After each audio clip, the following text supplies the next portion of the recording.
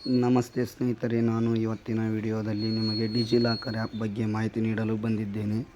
ಈ ವಿಡಿಯೋವನ್ನು ಪ್ರಾರಂಭ ಮಾಡುವುದಕ್ಕೂ ಮೊದಲು ಈ ವಿಡಿಯೋಗೆ ಲೈಕ್ ಕೊಡಿ ಹಾಗೂ ನನ್ನ ಚಾನಲನ್ನು ಸಬ್ಸ್ಕ್ರೈಬ್ ಮಾಡಿಕೊಂಡು ಬೆಲ್ ಬಟನ್ ಮೇಲೆ ಕ್ಲಿಕ್ ಮಾಡಿ ಆಲ್ ಅನ್ನೋ ನೋಟಿಫಿಕೇಷನ್ ಆನ್ ಮಾಡಿಕೊಳ್ಳುವುದರ ಮೂಲಕ ನಮಗೆ ಸಪೋರ್ಟ್ ಮಾಡಿ. ಡಿಜಿಲಾಕರ್ ಅಂದರೆ ಏನು, ಇದು ಎಲ್ಲಿ ಯೂಸ್ ಆಗುತ್ತಪ್ಪ ಅಂದರೆ ನಮ್ಮ ದಿನನಿತ್ಯ ಜೀವನದಲ್ಲಿ ಡಾಕ್ಯುಮೆಂಟ್ ಅಂದರೆ ದಾಖಲೆಗಳು ಅನ್ನೋದು ಅವಿಭಾಜ್ಯ ಅಂಗವಾಗಿದೆ. ಎಲ್ಲಿ ಹೋದ್ರೂ ಏನು ಕೆಲಸ ಮಾಡಬೇಕಾದ್ರೂ Aadhaar card, PAN card, bank passbook ಆಗಲಿ, ಕ್ಯಾಸ್ಟ್ ಸರ್ಟಿಫಿಕೇಟು, ಇನ್ಕಮ್ ಸರ್ಟಿಫಿಕೇಟು, ಈ ಥರದ ಎಲ್ಲ ಡಾಕ್ಯುಮೆಂಟ್ಸ್ಗಳು ಬೇಕಾಗ್ತವೆ. ಈಗ ಯಾವುದೋ ಒಂದು ಕೆಲಸಕ್ಕೆ ಹೋಗಿರ್ತೀವಿ, ಅಲ್ಲಿ ಡಾಕ್ಯುಮೆಂಟ್ಸನ್ನು ಮನೆಯಲ್ಲೇ ಮರೆತು ಬಂದಿರ್ತೀವಿ ಅಥವಾ ಮನೇಲಿ ಬಿಟ್ಟು ಬಂದಿರ್ತೀವಿ ಅಥವಾ ಏನೋ ಮಿಸ್ ಆಗಿ ಹೋಗಿರುತ್ತೆ. ಅಂಥ ಟೈಮ್ನಲ್ಲಿ ಏನು ಮಾಡಬೇಕಪ್ಪ ಅಂದರೆ ಡಿಜಿಲಾಕರ್ ಅಂಥ ಸಮಯದಲ್ಲಿ ಯೂಸ್ ಆಗುತ್ತೆ. ಡಿಜಿಲಾಕರ್ ಮೊದಲಿಗೆ ಪ್ಲೇಸ್ಟೋರನ್ನು ಓಪನ್ ಮಾಡಿ ಆಮೇಲೆ ಸರ್ಚ್ ಬಾರ್ಗೆ ಹೋಗಿ ಡಿಜಿಲಾಕರ್ ಅಂತ ಸರ್ಚ್ ಕೊಡಿ.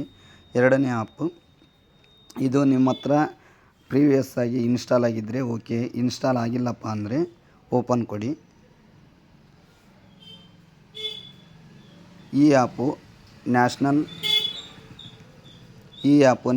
E governance division, government of India ಅಂದರೆ ಭಾರತ ಸರ್ಕಾರದಿಂದ ಮಾನ್ಯತೆ ಪಡೆದಂಥ ಆ್ಯಪ್ ಆಗಿರುತ್ತದೆ.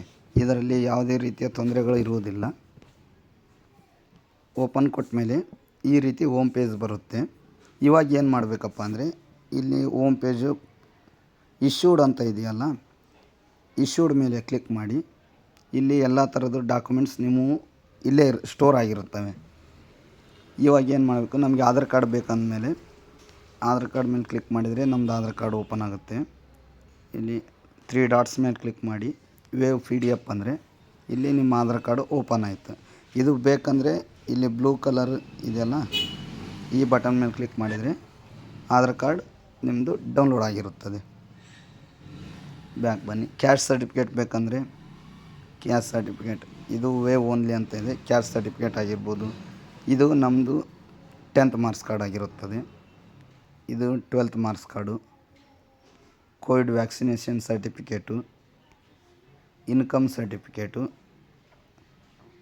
2 ವೀಲರ್ ಬೈಕ್ ಇನ್ಸೂರೆನ್ಸು, ಇದು ಕೂಡ 2 ವೀಲರ್ ಬೈಕ್ ಇನ್ಸೂರೆನ್ಸು, ಇದು ಪ್ಯಾನ್ ಕಾರ್ಡು, ರೇಷನ್ ಕಾರ್ಡು,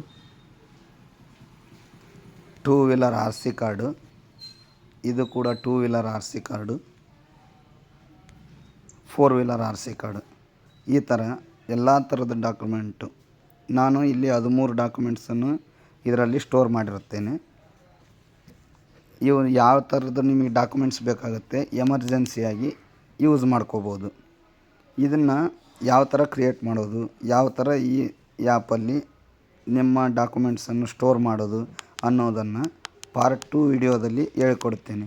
ಯಾಕಂದರೆ ವಿಡಿಯೋ ಭಾಳ ಲೆಂತಿ ಆಗುತ್ತೆ. ಲೆಂತಿ ಆದ್ಮೇಲೆ ಜಾಸ್ತಿ ಜನ ಯಾರು ನೋಡೋದಿಲ್ಲ, ಸ್ಕಿಪ್ ಮಾಡ್ತಾ ಹೋಗ್ತಾರೆ.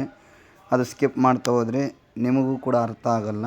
ಆ ಕಾರಣದಿಂದ ನಾನು ಪಾರ್ಟ್ 2 ವಿಡಿಯೋದಲ್ಲಿ ಈ ಆ್ಯಪನ್ನು ಯಾವ ಥರ ರಿಜಿಸ್ಟರ್ ಮಾಡಬೇಕು, ಈ ಆ್ಯಪಲ್ಲಿ ಡಾಕ್ಯುಮೆಂಟ್ಸನ್ನು ಯಾವ ಥರ ಸ್ಟೋರ್ ಮಾಡಬೇಕು ಅನ್ನೋದ್ರ ಬಗ್ಗೆ ಸಂಪೂರ್ಣವಾಗಿ ವಿವರವಾಗಿ ತಿಳಿಸಿಕೊಡುತ್ತೇನೆ. ಧನ್ಯವಾದಗಳು.